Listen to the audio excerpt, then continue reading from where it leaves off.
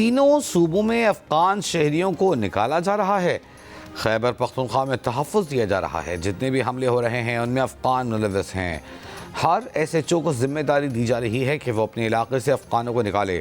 وزیر داخلہ محسن نقوی کی پریس کانفرنس، کہا سیاست بالکل کریں لیکن جہاں قومی سلامتی کی بات آئے وہاں کوئی صوبہ اپنی پالیسی بنا کر نہیں چل سکتا۔ وزیر داخلہ نے خبردار کیا کہ سوشل میڈیا پر غلط خبر پر کریک ڈاؤن کریں گے۔ صحافی اور آزادی رائے ہمارے لیے اہم ہے۔ صحافت کی آڑ میں فیک نیوز پھیلانے کی اجازت نہیں دی جائے گی۔ کوئی لندن میں بیٹھ کر بکواس کر رہا ہے کہ اداروں میں مسئلہ چل رہا ہے، انہیں بتا دوں کہ آپ لوگ بہت جلد واپس آ رہے ہیں، بہت جلد ساری باتوں کا جواب دینا ہوگا۔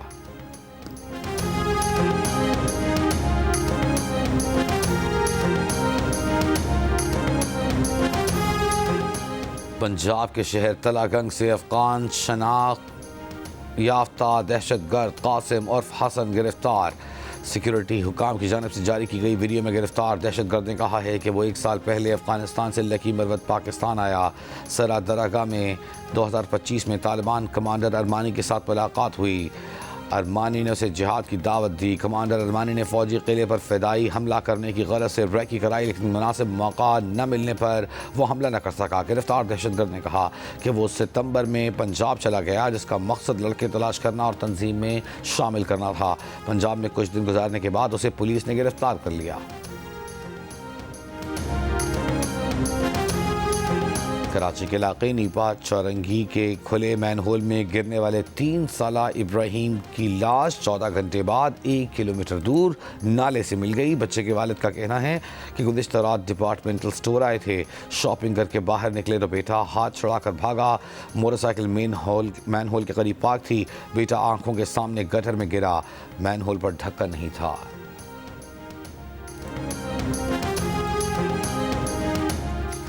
شہر کے بیچ ڈپارٹمنٹل سٹور اور اسپتال کے قریب مین ہول کھلا کیسے تھا؟ مین ہول کتنے دن سے کھلا تھا یا کھولا گیا تھا؟ رات گئے مشینری کیوں نہیں دی گئی؟ میئر کراچی نے مین ہول میں بچہ گرنے کے واقعے پر ایم ڈی واٹر کارپوریشن کو تحقیقات کا حکم دے دیا۔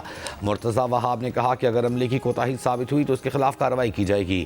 امیر جماعت اسلامی کراچی منیم ظفر کی واقعے کی مذمت، کہا بچے گٹر میں گر رہے ہیں، مر رہے ہیں، انفراسٹرکچر تباہ حال ہے۔ امیر جماعت اسلامی حافظ نعیم الرحمان کا کہنا ہے کہ مرتضی وہاب نے سارے ادارے اپنے قبضے میں کر رکھے ہیں۔ بی آر ٹی کے نام پر شہریوں کی تذلیل کی جا رہی ہے۔ مطالبہ ہے بی آر ٹی پروجیکٹ ختم کیا جائے، یونیورسٹی روڈ بحال کی جائے۔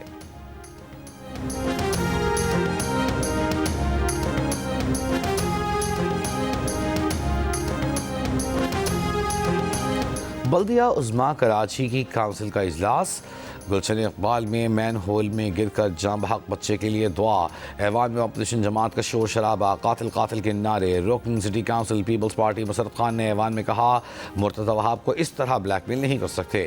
میئر کراچی کام کر رہا ہے، آپ کو تکلیف ہو رہی ہے، آپ ہمارے کل کے جلسے سے خوفزدہ ہیں۔ پارلیمانی لیڈر پیپلز پارٹی کرم اللہ وقاصی نے کہا کہ ذمہ داروں کو کٹہرے میں لائیں گے۔ کراچی میں 80,000 سے زائد گٹر کے ڈھکن یو سی چیئرمینوں کو 1 سال میں دیے گئے۔ یو سی کے چیئرمینوں کو دیے گئے گٹر کے ڈھکن گنوا سکتے ہیں۔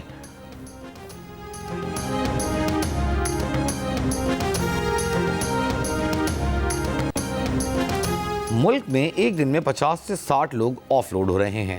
یہ یقینی بنانا ہماری ذمہ داری ہے کہ باہر جانے والے کے پاس اصلی ویزا اور دستاویزات ہوں۔ کوئی ایسا بندہ نہیں روک رہے جس کے پاس ہر چیز موجود ہو۔ ملک سے باہر جانے سے روکنے کی بات درست نہیں۔ وزیر داخلہ محسن نقوی کی وضاحت، کہا ہماری کوشش ہے کہ اپنے پاسپورٹ کی رینکنگ بہتر کریں، بیرون ملک روزگار کے مواقع بڑھیں، نہ کہ دنیا ہمیں کہے کہ اپنے لوگ واپس لے کر جائیں۔ وزیر اعظم شہباز شریف برطانیہ میں 4 روز قیام کے بعد آج وطن روانہ ہوں گے، رات وطن واپس پہنچیں گے۔ ذرائع کے مطابق وزیر اعظم کے لندن قیام کے دوران 7 میڈیکل اپوائنٹمنٹس ہوئے، انہوں نے کئی وفود سے ملاقاتیں بھی کیں۔ وزیر دفاع خواجہ آصف نے کہا ہے کہ چیف آف ڈیفنس فورسز کی نوٹیفیکیشن کا عمل شروع ہو گیا ہے۔ وزیر اعظم شہباز شریف جلد وطن واپس پہنچ رہے ہیں۔ چیف آف ڈیفنس فورسز کا نوٹیفیکیشن مقررہ وقت پر جاری کر دیا جائے گا۔ سی ڈی ایف نوٹیفیکیشن پر مزید کسی طرح کی قیاس آرائیوں کی گنجائش نہیں۔ پاکستان کی ٹیکسٹائل برآمدات تاریخ کی بلند ترین سطح پر پہنچ گئیں۔ مالی سال 2025-26 کے پہلے 4 ماہ کے دوران ٹیکسٹائل برآمدات 6.4 ارب ڈالر تک پہنچ گئیں۔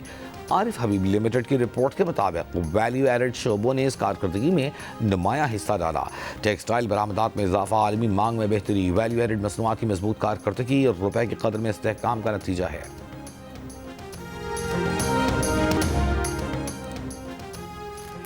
وزیر خزانہ محمد اورنگ زیب نے کہا ہے کہ تیزی سے بڑھتی آبادی کے دباؤ نے معاشی استحکام کو چیلنج بنا دیا ہے۔ غذائی تحفظ اور ماحول پر بھی منفی اثرات مرتب ہو رہے ہیں۔ پائیدار معاشی ترقی کے لیے آبادی اور وسائل میں توازن ضروری ہے۔ پاپولیشن سمٹ سے خطاب میں وفاقی وزیر احسن اقبال بولے، بڑھتی آبادی مالی وسائل پر بوجھ ہے۔ NFC کو سروس ڈیلیوری کے ساتھ بھی لنک کرنا چاہیے۔ سینیٹر شہری رحمان نے کہا کہ پاکستان کو سالانہ 15 لاکھ نوکریاں درکار ہیں۔ بڑھتی آبادی جاب مارکیٹ پر اثر انداز ہو رہی ہے۔ وزیر اعلیٰ سندھ مراد علی شاہ کی زیر صدارت کابینہ کا اجلاس۔ کابینہ نے کراچی میں رینجرز کی تعیناتی مزید 1 سال کے لیے بڑھانے کی منظوری دے دی۔ ترجمان کے مطابق رینجرز انسداد دہشت گردی ایکٹ کے تحت اختیارات کے ساتھ پولیس کی معاونت جاری رکھے گی۔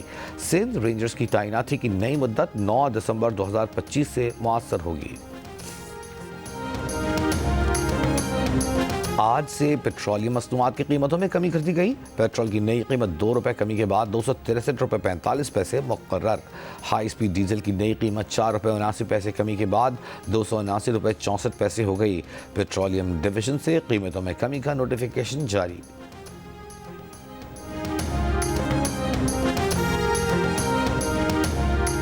ایرانی وزیر خارجہ عباس اراغچی سے تہران میں نائب سعودی وزیر خارجہ سعود بن محمد السطی کی ملاقات۔ 2 طرفہ تعلقات اور باہمی دلچسپی کے شعبوں میں تعاون کو وسعت دینے پر تبادلہ خیال۔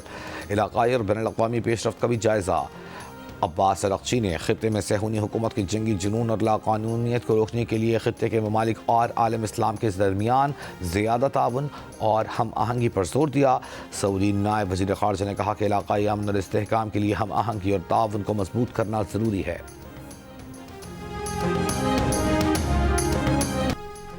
بنگلہ دیش کی سابق وزیر اعظم شیخ حسینہ پر 2009 کی بغاوت کے دوران فوجی افسران کے قتل کا حکم دینے کا الزام۔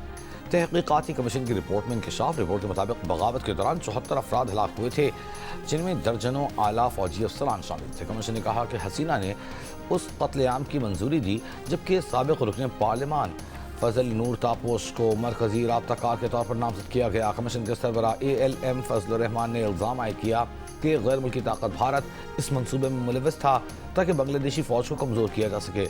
گزشتہ سال عوامی تحریک کے نتیجے میں اقتدار سے ہٹائے جانے کے بعد شیخ حسینہ بھارت میں پناہ لیے ہوئے ہیں۔ بنگلہ دیش کے عبوری سربراہ محمد یونس نے کمیشن رپورٹ کا خیر مقدم کیا اور کہا کہ آخرکار سچائی سامنے آ گئی۔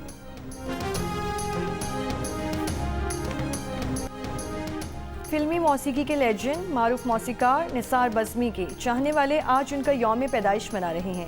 نثار بزمی کی تخلیق کی گئی بے مثال دھنوں کی تازگی آج بھی برقرار۔ محکمہ ثقافت کے زیر اہتمام کراچی میں رنگ رنگ سندھ کرافٹ فیسٹیول ختم۔ فیسٹیول کے آخری روز غیر معمولی رش رہا۔ سندھ اور دیگر صوبوں کے ثقافتی سٹالز توجہ کا مرکز تھے۔ لوک موسیقاروں اور گلوکاروں نے حاضرین کو خوب محظوظ کیا۔ اور کراچی میں over 40 T20 cricket world cup کا فائنل۔ پاکستان کی آسٹریلیا کے خلاف بیٹنگ جاری۔ پاکستان کا پہلا sports channel Geo super event کے میچ براہ راست نشر کر رہا ہے۔